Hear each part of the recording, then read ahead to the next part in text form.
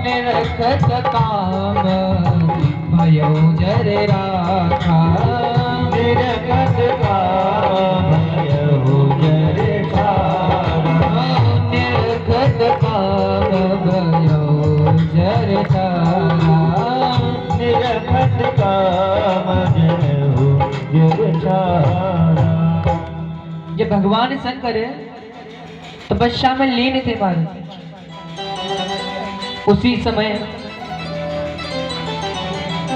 कामदेव जाते हैं और भगवान शंकर की तपस्या को भंग करने लगते हैं। जब भगवान शंकर को क्रोध आया और अपने तीसरे नेत्र को खोला तो उससे महाराज कामदेव भस्म हो जाते हैं। कामदेव की पत्नी रोने लगी, बोले प्रभु आपने मेरे पति को जलाकर भस्म कर दिया है। तो भगवान शंकर कहते हैं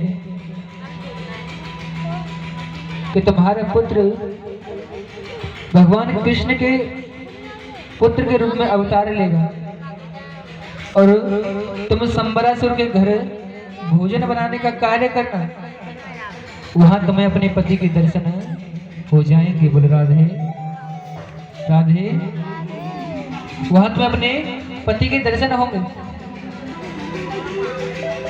आज महाराज विद्यावती ने उस मछली के पेट को जैसे ही चीरा तो उसमें बालक निकला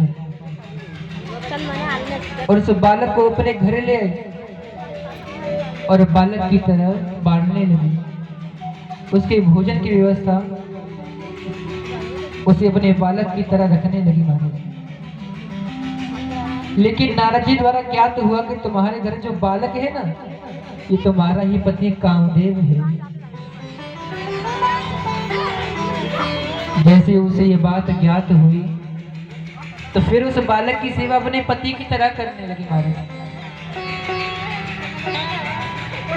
आज प्रद्युम्न जी बड़े हुए, संबरासुर का वध किया